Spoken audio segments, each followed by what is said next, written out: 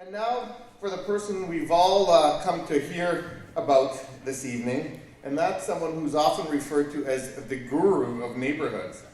I have the pleasure of introducing our keynote speaker this evening. We invited Jim Diers to speak with you this evening for a number of reasons. For many years now, Jim has been supporting the kind of change and growth we want to see in our neighborhoods. As a municipal staff person with the City of Seattle, Jim was a tireless advocate for grassroots community initiatives, including the implementation of Seattle's Department of Neighborhoods. Jim understands the powerful change that comes when residents step up and take ownership of their neighborhood. And he also understands how City Hall needs to change in order to support and not stifle these free-spirited and creative movements. Maybe he'll even tell you his chicken story a little later on. And most of all, we invited Jim because he has unwavering passion for the local empowerment of neighborhoods. Jim travels around the world as a consultant with the Asset-Based Community Development Institute. But we're pleased to say that Jim must have a soft spot for us here in Kitchener as he keeps finding time and space in his busy calendar to come and spend time with us. Jim, thank you in advance for sharing with us today, and we look forward to your message. And so now, let's give it up for Jim. I just want to say how excited I am to be here in Kitchener. I just always look forward to coming back to Kitchener. This slide I have here is a slide I use in my presentations all over the world. I talk about Kitchener and about your Say Hi campaign. I talk about your front porch parties. You guys inspire people all over the world, and you certainly have inspired me. But what I want to do tonight is share some stories from some other places to let you know you aren't alone. You're part of a huge global movement. And I also want to share some stories to illustrate why it's so important, the work you're doing, why it's absolutely essential. So as the mayor said, I've worked both in government and in community as community activists, and I think there's a role for both. We need good government, but we also need strong communities. There's absolutely no substitute for community when it comes to the things we care most deeply about. And the first one is caring for the earth. I really worry about climate change. I think, green technology is important, but it's really not going to make any difference unless we adopt it.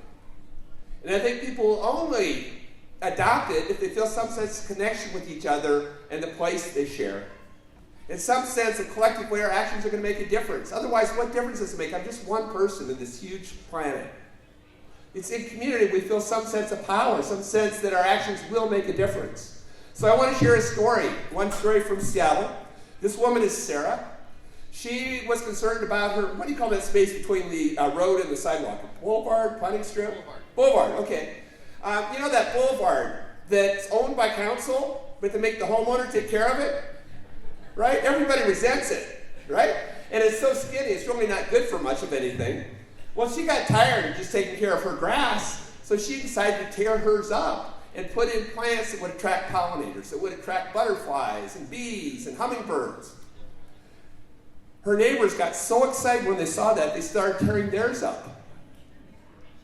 And all the neighbors started working together, tearing up their boulevards and putting in native plants that would attract pollinators. And it started connecting all the front yards, it started connecting all the neighbors. Now they have a 1-mile-long pollinator pathway that connects Seattle University, where they don't allow any fertilizers or pesticides, with a native forest. And it really works. Not only has it brought the neighbors together, but it's brought back the bees and the butterflies and the hummingbirds. And now the adjacent streets are doing the same thing. It's a movement spreading all across Seattle, and it started with one person. Another unique power of community is the power to care for one another. While agencies can provide services, only communities can provide genuine care 24/7. This is a story from New Zealand. The Lower Hutt, which is just north of Wellington, very poor community. There was a woman there named Julia Milne, and she had an idea. She said the school had an underutilized space, a soccer field that wasn't being utilized. So she asked the school, could we tear that up? And she called her project the Common Unity Project. and involved all the kids from the school in building an urban farm. So here the kids are building the farm. They created a fence, and they all painted their own fence posts. They have a food forest there. Some of the neighbors came together and they took the old gambling machines and took the covers from those and created a greenhouse. They created a rain catchment system. They have honeybees. This is Julian. It's their worm composting bin. But because it's New Zealand, they created a hobbit house. And all the neighbors came together to use recycled materials and create this fantastic little house, but inside is a library with tiny little furniture. The kids go in there and read. And it's got a green roof. The crops grew and the kids picked them, and then one of the neighbors said, hey, people in our neighborhood are really malnourished. I want to start up a culinary arts program at the school. So she involved the kids and the other neighbors, and they used this fresh organic produce to make some of the most amazing meals. And they say it only cost them $10 across that whole school to serve every kid in the school organic food, because most of the food comes from their farm. And they always have extra food, so people take that home. And they had a portable at the school that was underutilized. And there were some refugee women who wanted to start up a sewing cooperative. And so they're making things for their households, and they're also selling things to make a little bit of income. And they make it for one another, supporting each other in their community. Another portable, they started up a project to do knitting. And in New Zealand, there's a huge issue with rheumatic fever because of lack of central heating, lack of insulation. And so they're making blankets, knitting blankets. And they said the kids will spend a whole year making a blanket only to give it away to somebody who needs it more than they need it. So they're not only learning about how to knit, they're learning about community. And I met this woman. She was a victim of domestic violence. She had huge issues with drugs and alcoholism as a result. But she was passionate about bicycles. So they invited her in, and now she's fixing bicycles for every kid in the neighborhood. And when I was there, they're building a BMX track. And they started up a project called Project Sunshine, and they're planting sunflower seeds. And in the fall, they harvest all the sunflower heads, and they collect the seeds, and the kids make seed packets, and they're sending these seeds out to all the schools in New Zealand. So these kids that everybody looked down on are now so proud they're leading this project across the entire country. And I love this sign in the garden. We have two hands, one for giving and one for receiving. That's what community is all about, is recognizing every one of us has gifts and every one of us has needs. It's about supporting each other's needs with each other's gifts. Another unique power of community is the power to prevent crime. You know, there is a role for professionals. You don't want community members out there enforcing the laws. That's a job for the police, right, Chief? Yeah. But when it comes to preventing crime, there's absolutely no substitute for community. And in my country, we spend more and more and more money every year on so-called public safety programs. We have more and more and more people behind bars, and people aren't feeling any more safe. We've forgotten about the role of community.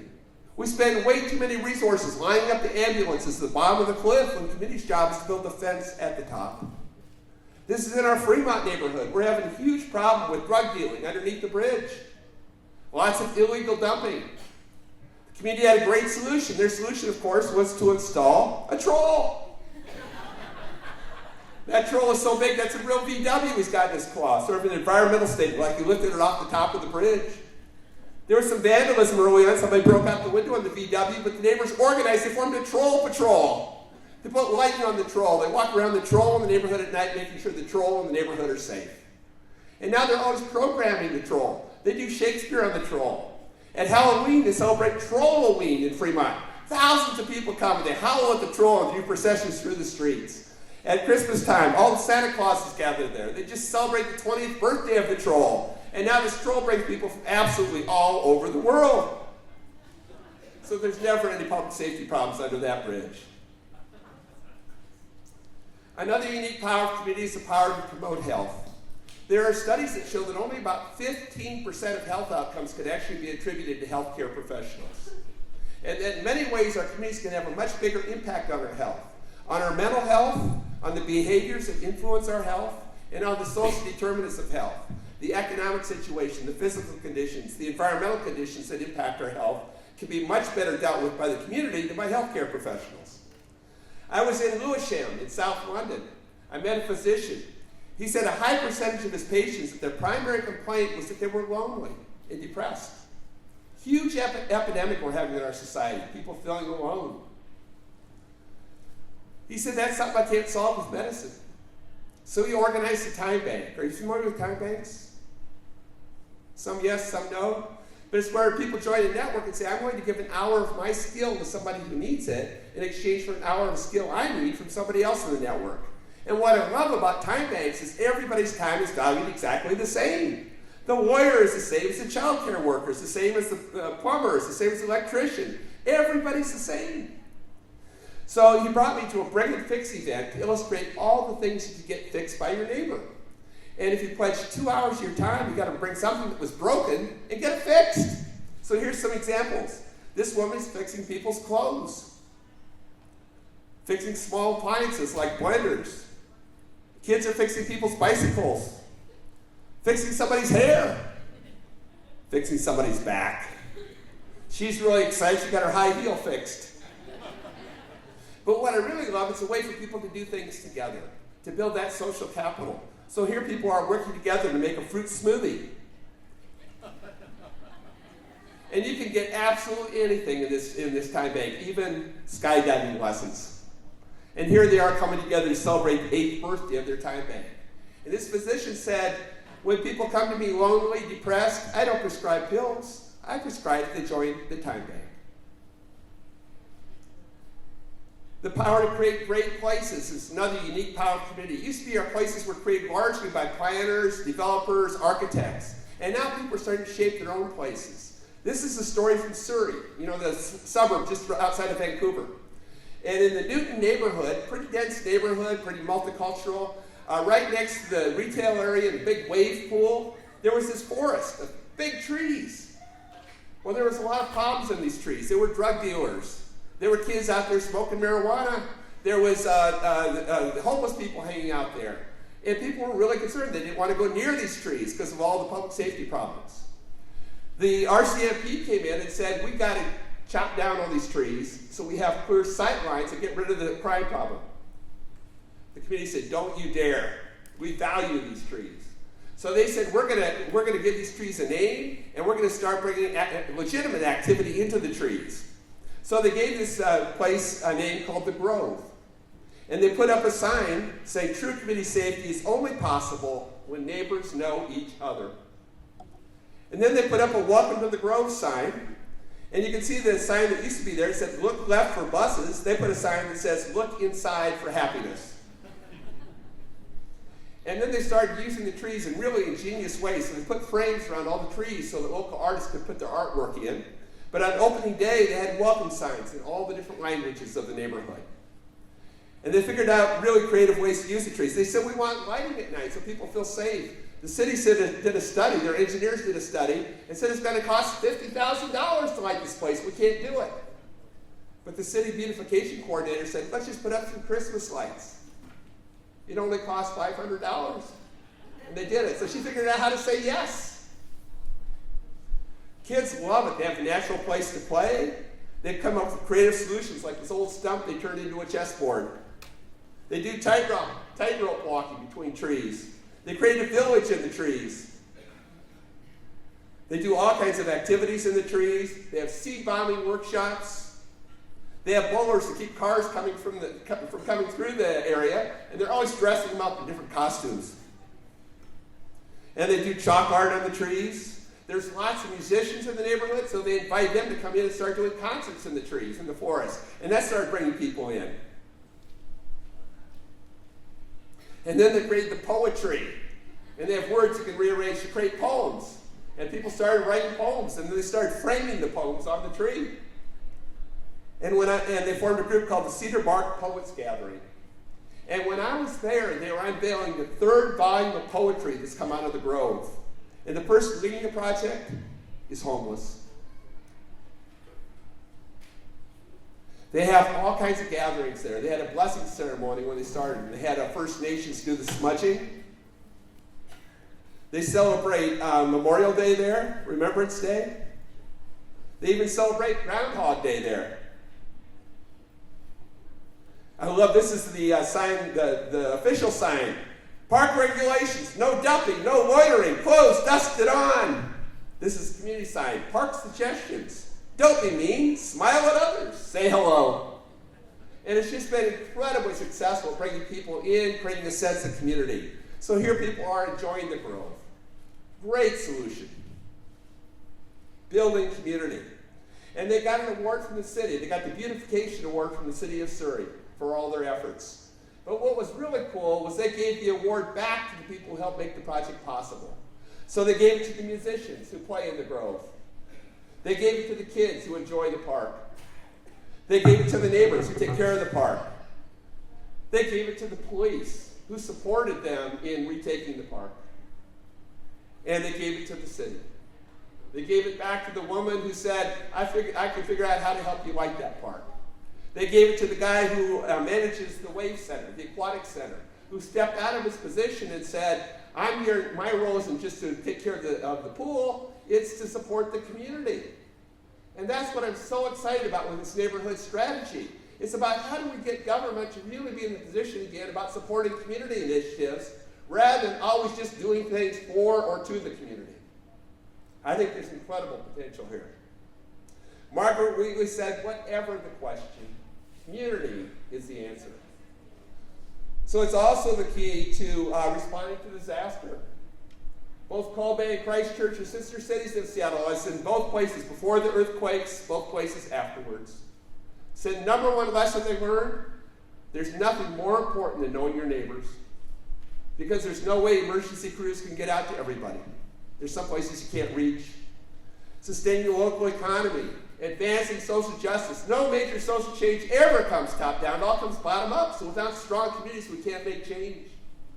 Our very democracy is dependent on strong communities. So yes, it's important, and I've really been focusing on what communities can do for themselves, but you also have a huge role to play in making sure your local government is accountable to your communities and is being responsive to your communities, and that you really have the whole community engaged and not just a few people lobbying local government.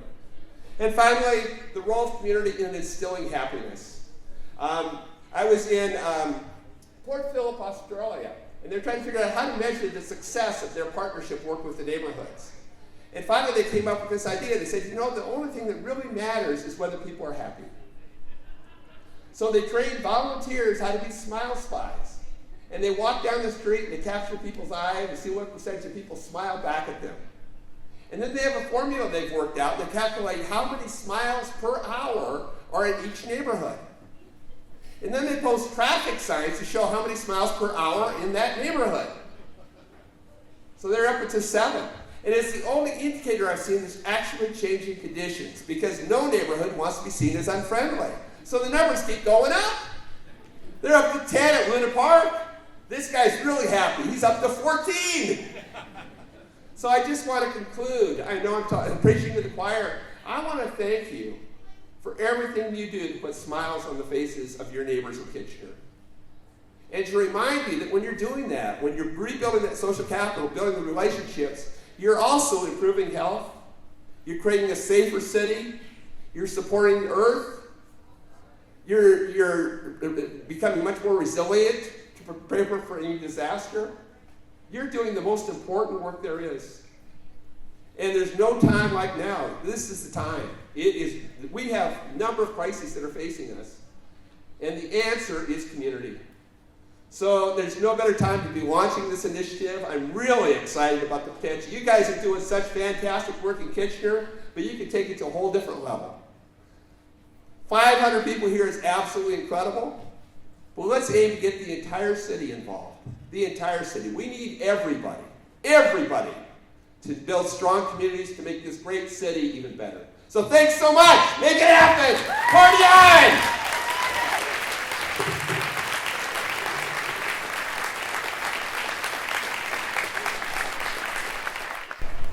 Thanks, Jim, so much for that. That was very inspiring, and we love that you shared your passion for neighborhoods and are so thankful you could be here with us today. My name is Nancy Bird. I'm the VP of Resource Mobilization with United Way Kitchener, Waterloo, and area. And I'm also thrilled to be part of the Neighbourhood Strategy project team with the City of Kitchener. We are doing some big work, dreaming and thinking about what we can accomplish and how we put the beginning stages of this strategy together. But while we're doing this, we know that there's already a ton of things happening. And that's what we're going to do next, is take a moment to have a look at some of that. We've invited 3 individuals to tell you about their neighborhoods. They will be doing this through what's called an Ignite-style presentation. 20 slides, 15 seconds each.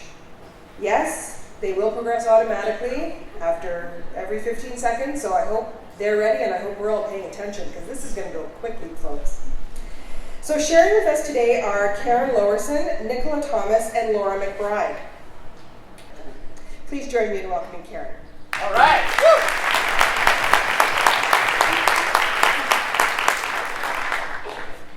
In October 2015, as the Syrian refugee crisis escalated, a couple in King East were compelled to help.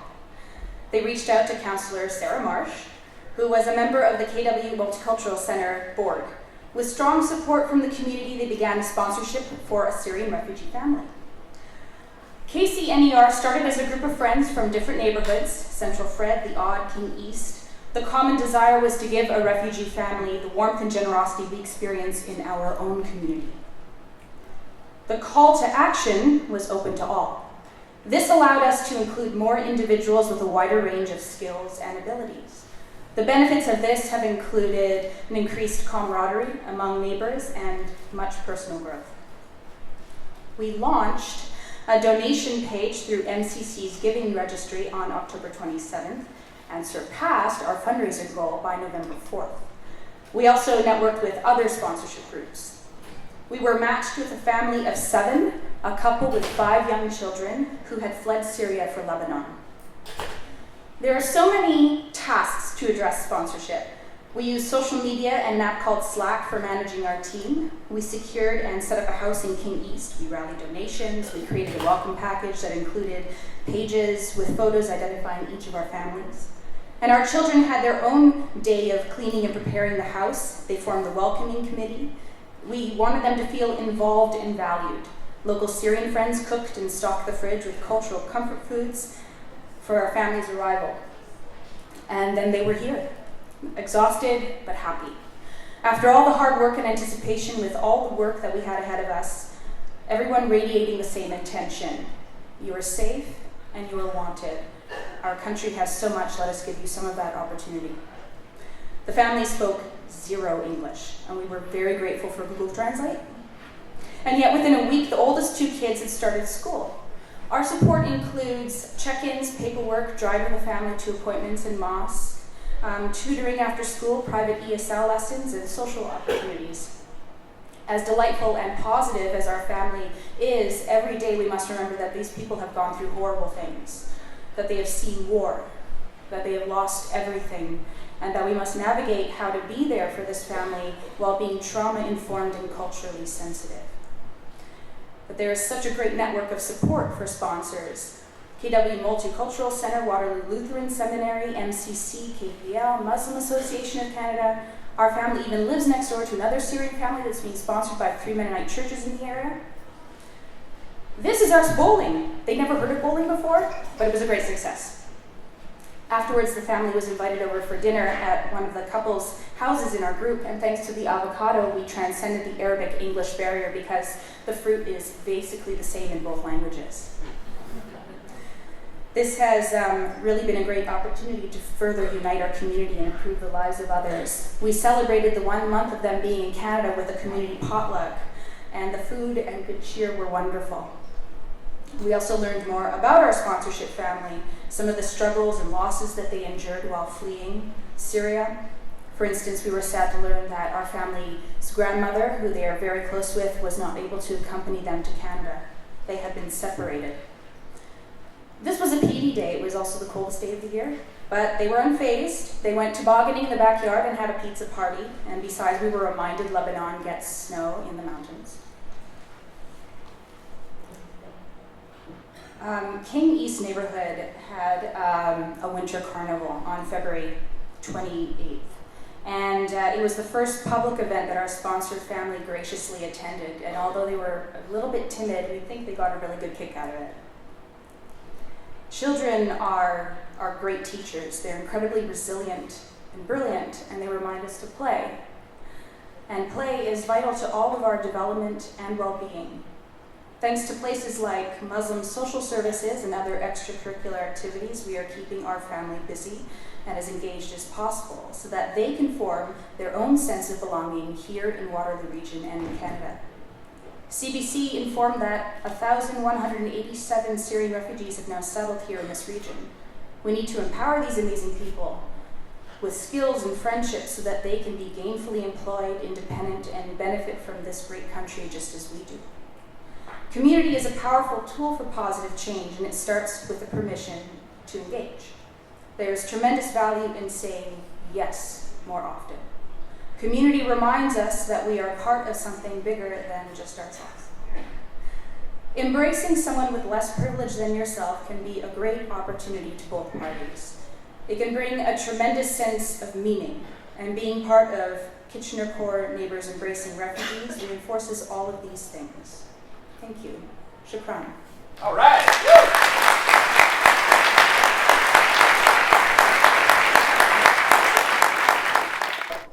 Next up is Nicola Thomas. She has lived in the Forest Heights neighborhood for almost 7 years and loves the extensive trails in Forest Heights. Nicola will be talking about building community in neighborhoods simply through coming together and creating edible landscapes of free organic food. Welcome, Nicola. Thank you. Okay, 5 minutes, 20 slides, 15 seconds a slide. Here we go. Okay, so this is my community. You can see our community center, Forest Heights at the top there. And there's something really exciting happening in our neighborhood. It's the restoration of natural areas, which has created more activity on those trails as people start to use them more and connect neighborhoods. At the end of the trail is the Neighbourhood Woods. I spend a lot of time in there with my dogs and my kids hiking around. We have lots of activities for youth. We have a new skate park, we have a pool, and we have the library. So there's lots to do in our neighborhood. I started on this journey with that little container on the left there of raspberries, $6 for organic raspberries. And I started to think about all the green spaces that we have in our communities that are underutilized, and how if we just plant a branch of raspberries, we can have bushels. If you don't have much space, you can grow them in containers. We can put them in the ground. We can grow together, building community through common interest, which is food.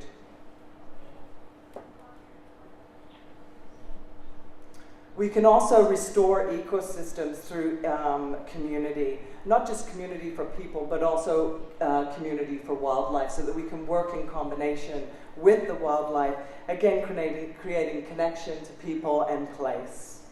We can do this in public parks. There's lots of places that we can do this, thinking about green space, and let's let our imagination think about sustainable futures of edible landscapes, which is doable, simply. Boulevards on the left there, that's actually my boulevard. I have edible things in there, and I also have a little library we're doing this evening. And I have berry bushes there, so you can come and you can get a book and you can pick some berries. And this part here is where it gets exciting for me, because we can utilize trails. As you can see, those are trails that are in my neighborhood. And it used to be years ago we could go and we could pick berries and gooseberries, and people used to do this before supper or just for a handful. So I did a workshop in my neighborhood just to see what kind of interest there would be to do this edible landscape. And growing things, the great thing about growing things is you never know everything. So there's always an opportunity to teach and to learn. So then we went into our community to see what kind of sponsors we could get, what kind of support we could get. So the city of Kitchener gave us $1,000. They really liked the idea. The Superstore gave us some plants, and Meadow Acres matched Kitchener's donation of $1,000. So then when we talk about working with the city, we think about red tape and we think about bureaucracy. And sure, working with the city, sometimes it was slow, sometimes it was really slow. But because we had this idea and because the community was so interested in working together, the city was supportive of that. This project is multi-generational, it's multicultural. As you can see here, this is a planting day. We had over 50 people volunteer that day, and people as far as Toronto. This is the Victoria Park Food Forest. They were going to do a community garden and asked me to do a presentation there. And after the presentation, they did away with the community garden and decided to do a food forest in Victoria Park. And they were also supported by the City of Kitchener. So it just goes to show you that new spaces can create community. Also, this spot here is in a great space because it's a lot of exposure. There's a lot of walking traffic there. So this can give people access to locally grown organic food. The Forest Heights Food Forest was the first food forest in Kitchener. Through permaculture, which is the least amount of effort and the most amount of gain, which means there's less weeding and there's less watering, so everybody's interested in agriculture when we don't have to do too much. So the next steps were, as a community member came to me and asked me if I would like to do a community garden at the food forest. So we got this map and we started to look at all of the green spaces that were available and decided, well, what if we linked every one of them with an edible trail? So the commonality, we had lots of collaboration. We had schools, we had churches, we had long-term care facilities, townhouse complex. And the commonality that we found between all of them was that they really wanted a way to connect to the larger community. So this started as one person, which was me. Now we have 7 dedicated, passionate, unrelented community members. And now we're known as the Edible Forest Heights. We're doing a Jane Walk, where we're going to introduce the trails, and we're going to plant pollinator hedge, which is a food hedge. So it's not just creating community, but we're creating community with the wildlife that's around us, and with that that's definitely integral to grow thriving ecosystems. So there we have a vibrant community. This is at the end of last year. So after 1 year of the food forest, we had a bounty. We could eat the edibles that were there. It created space for people to meet and gather. All right.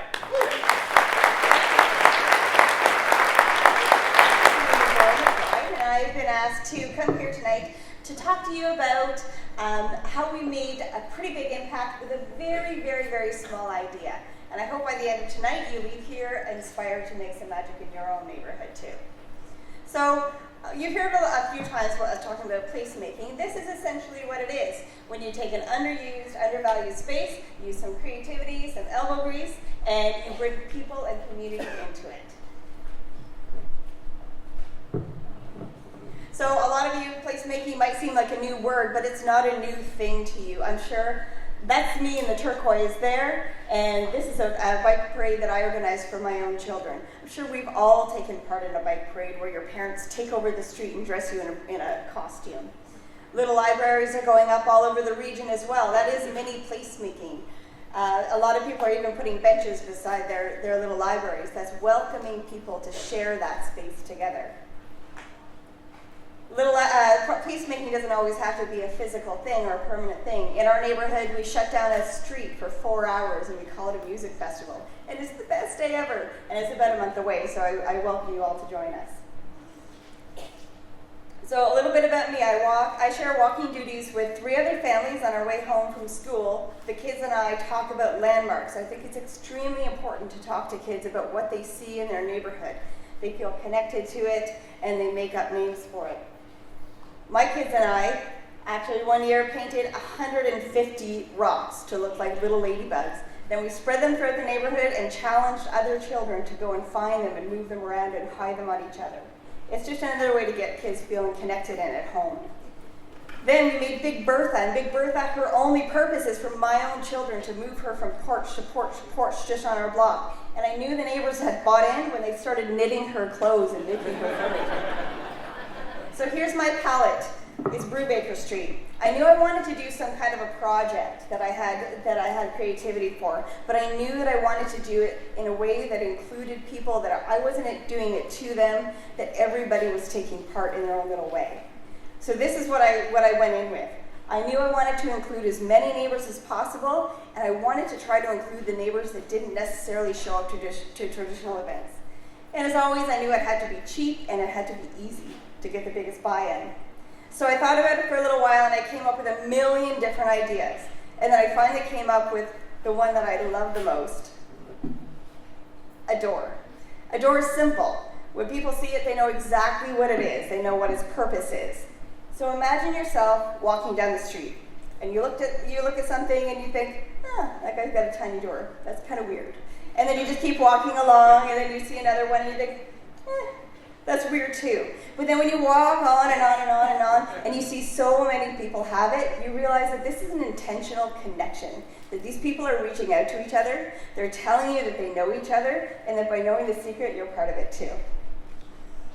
So how did I do it? My husband and I cut up some wood, and we put out a call for people to come out and help us paint. We also poured a few glasses of wine. So this night we painted our first 65 fairy doors. And do I have support? You bet I do. In Central Frederick, on my street last summer, on my block last summer, we had 26 fairy doors out in people's yards. And throughout the neighborhood, we don't really have a count, but it's probably well over 100, 150. So I always want to include as many people as possible, and there was so much interest throughout the downtown and throughout the city. So I started a Facebook page to make announcements and a website to explain how to install them. Then every May, and that's about 2 weeks from now, we host a fairy walk where we invite everybody who wants to come and look for fairy doors and discuss small ways that everybody can bring magic into their own neighborhood. We always like to include our whole block too, so we ask our neighbors come out, they read stories. We have a crossing guard on our street, she sings a song about safety, and the children do crafts, and most importantly, we talk about all the possibility that could be put anywhere. So what do we get out of it as a neighborhood? We get to look out our window and see our littlest neighbors exploring. We get to see commuters, we get to see dog walkers and seniors and everybody just walking by. We even have people coming from other neighborhoods in large groups just to come and look for our fairy doors. So right now, this is my call to action for you guys to go out tonight and paint a ladybug, paint a fairy door, paint a piano, just do something that will tell your neighbors that you guys are sharing space and that is important. All right.